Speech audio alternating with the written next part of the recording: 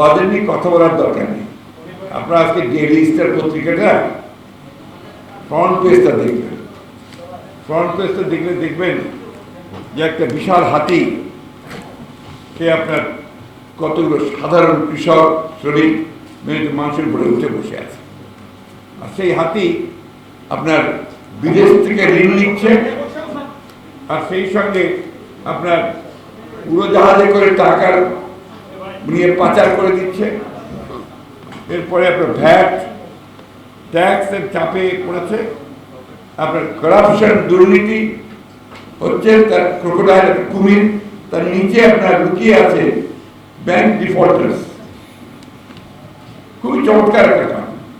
এই কার্টুনটা আপনারা দেখবেন, তাহলেই বলা হয়ে যাবে বাজেট সম্পর্কে ধারণাটাই হয়ে যাবে। এই বাজেট তো হচ্ছে আপনার কালো টাকার বাজেট। কালো টাকা কী করে সাদা করা যাবে তার বাজেট, কী করে দুর্নীতি আরো বেশি করে করা যাবে তার বাজেট। আপনি দেখেন ট্রান্সপোর্ট সেক্টর সবচেয়ে বেশি বরাদ্দ প্রায় বোধ হয় ট্রান্সপোর্ট সেক্টরে, তাই না ভাই? হ্যাঁ, ট্রান্সপোর্ট সেক্টরে চুরির সবচেয়ে বেশি সুবিধা, সেই কারণে ট্রান্সপোর্ট সেক্টরে বরাদ্দ সবচেয়ে বেশি। এবং আনপ্রোডাক্টিভ খাতগুলোতে ট্রান্সপোর্ট সেক্টরে আমাদের অবকাঠামো তৈরি হয় ঠিকই আছে, কিন্তু সেই অবকাঠামো তো আপনার উন্নয়নের দিকে এগিয়ে যেতে হবে। এখানে দেখুন, আমি এখনই লক্ষ্য করছিলাম ক্যাপিটাল মেশিনের উপরে ট্যাক্স বাড়ানো হয়েছে। ক্যাপিটাল মেশিনের উপরে ট্যাক্স বাড়ানোর অর্থ কি? অর্থ হচ্ছে যে এখানে যেন ইন্ডাস্ট্রি না হয়, যন্ত্রপাতি যেন আমদানি করতে না পারি আমরা, আর কোনো কলকারখানা না করতে পারি। এমপ্লয়মেন্ট কোথায়? আপনার মানুষ কর্মসংস্থান কোথায়? মানুষ কাজ পায় না। ঢাকা শহর থেকে আমাদের যারা এখানে ছোটখাটো ব্যবসা বাণিজ্য করতো, চাকরি চাকরি করতো, তারা সব গ্রামের দিকে চলে যাচ্ছে। গ্রামের দিকে গিয়েও তো লাভ নাই, সেখানে কোনো কাজ নাই। এই যে একটা ভয়াবহ অবস্থা। কিছুক্ষণ আগে সাবেক এসপি সাহেব বলেছেন যে এই কথা বলে আপনার এই কৃষি বিপ্লব, শিল্প বিপ্লব বলে তো কোনো লাভ হবে না যদি আমরা এই ভয়াবহ যে দানব, একটা মনস্টার, একেবারে পুরোপুরি মনস্টার, সেই মনস্টারকে যতক্ষণ না আমার বুকের উপর থেকে সরাতে পারবো ততক্ষণ পর্যন্ত আমার কোনো বিপ্লবে কাজ হবে না। একটা জিনিস আমাদের মনে রাখতে হবে, এই সরকার, যেটা আমাদের মিন্টু ভাইও বলেছেন, মিথ্যার উপরে টিকে আছে। অল স্ট্যাটিস্টিক্স আর ফলস, বানানো, তৈরি করা, যত পরিসংখ্যান আছে সব তৈরি করা। তো আপনি কার উপরে বসে আপনি প্ল্যানিং করবেন, যা করবেন সবই তো ভুল আসবে, ভুল হচ্ছে তাই। আমার কথা নয় তো, আপনি দেখুন যে কিছুদিন আগে আমাদের একজন ভাই বললেন যে বেনজির বাজেট, বেনজির তো সব দিক দিয়ে।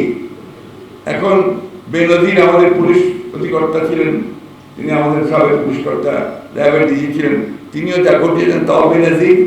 এখন বাজেট হচ্ছে তাও বেনজির। সাবেক আর্মি চিফ ছিলেন, তিনি যে ঘটিয়েছেন সেটাও বেনজির। আমাদের সব কিছুই বেনজির। তাই আমাদের শেষ কথা যেটা হচ্ছে যে সবাইকে জেগে উঠতে হবে। আপনারা সবাই শিক্ষিত, অত্যন্ত উচ্চ শিক্ষিত মানুষ, বিশ্ববিদ্যালয়ের অধ্যাপক। আপনারা একটাই কাজ আপনাদের হওয়া উচিত আমি মনে করি। আপনারা তো রাস্তায় নেমে লড়াই করতে পারবেন না, যুদ্ধ করতে পারবেন না, কিন্তু আপনাদেরকে যে তরুণ প্রজন্ম, তাকে জাগিয়ে তুলতে হবে। আমি জানি খুব কঠিন কাজ, ক্লাসের মধ্যে এসব কথা বলে তারপর আপনি নাই, ইউ আর নট দেয়ার, কিন্তু এর মধ্যেই কাজটা করতে হবে। এর মধ্যেই আপনাকে মানুষকে জাগিয়ে তোলার জন্য যা কিছু করা দরকার সেটাই করতে হবে, যদি আমাদের দেশকে ভালোবাসেন, আমাদেরকে ভালোবাসেন। দেখেন, গণতন্ত্রের ন্যূনতম যদি থাকে তাহলেও কিন্তু মানুষ একটা পথ পায়। ভারতের নির্বাচনের দিকে তাকিয়ে দেখেন, যেখানে ভারতের শাসক গোষ্ঠী ভাবছিল যে তারা 400 বেশি আসন পেয়ে যাবে, পেয়ে গিয়ে তারা তাদেরকে কিছু লক্ষ্য ভারতের যে আপনার হিন্দুত্ববাদকে সংবিধান পরিবর্তন করে প্রতিষ্ঠা করা, সেটার দিকে তারা এগিয়ে যাবে।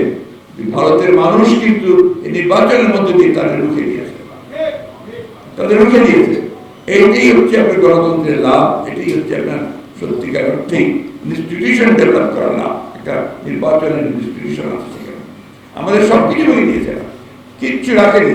নির্বাচন যে ইনস্টিটিউশন তাকে ভেঙে দিয়েছে, বিচার বিভাগের স্বাধীনতা তাকে নষ্ট করেছে, আপনার প্রেসের মিডিয়ার যে স্বাধীনতা তাকে ধ্বংস করে দিয়েছে, আমলাতন্ত্রকে পুরোপুরিভাবে কুক্ষিগত করেছে, কোথাও কিছু অবশিষ্ট রাখেনি। এই ধ্বংসাবশেষ থেকে আমাদের উঠে দাঁড়াতে হবে। আমাদের সামনে তো নদী আছেই, আমাদের প্রেসিডেন্ট জিয়া রহমান সাহেব, আমাদের নেত্রী দেশনেত্রী খালেদা জিয়া, তিনিও কিন্তু 9 বছর সংগ্রাম করে ধ্বংসস্তূপ থেকে জেগে উঠেছিলেন ফের পাখির মতো। আজকে আমরা আমাদের ভারপ্রাপ্ত চেয়ারম্যান তারেক রহমানের নেতৃত্বে সংগ্রাম করছি, লড়াই করছি, এবং আপনি লক্ষ্য করে দেখবেন কেউ কিন্তু হতাশ হয়নি, কেউ দল ছেড়ে যায়নি, আমাদের দল কেউ ছেড়ে চলে যায়নি এবং সে যাবেও না, কারণ আমরা একটা সত্যের পথে, ন্যায়ের পথে আছি।